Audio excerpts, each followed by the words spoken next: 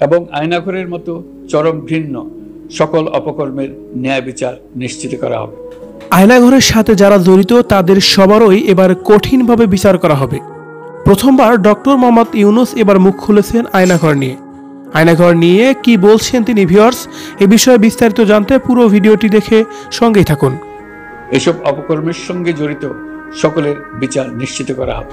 Doctor Mohammad Yunus সরকারের প্রধান উপদেষ্টা হিসাবেই তিনি আছেন, আর তিনি ক্ষমতায় আসার পর থেকেই যেন দেশের সবকিছুই একে একে পরিবর্তন করে ফেলতেছেন।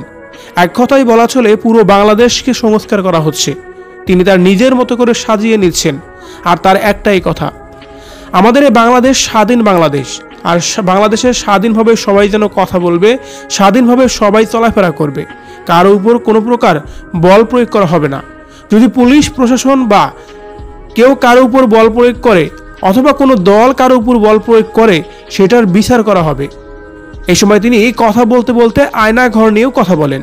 তিনি বলেন, আয়নাঘরের সাথে যারা জড়িত তাদের সবারই বিচার করা হবে। ফ্যাসিবাদী সরকার যত গুম, খুন ও হত্যা করেছে তার সবগুলো বিচার এক এক করে করা হবে। ফ্যাসিবাদী সরকারের বিচার বহির্ভূত হত্যাকাণ্ড, গুম, খুন, অপহরণ, এভাবে যেন লাইভে এসে বেশ শক্তভাবে এই কথাগুলো বলতেছিলেন সরকারের প্রধান উপদেষ্টা ডক্টর মোহাম্মদ ইউনূস। প্রিয় দর্শক, ডক্টর মোহাম্মদ ইউনূসের কথাগুলোকে আপনি কিভাবে নিচ্ছেন? এই প্রথম তিনি আয়নাঘর নিয়েও কথা বলেছেন।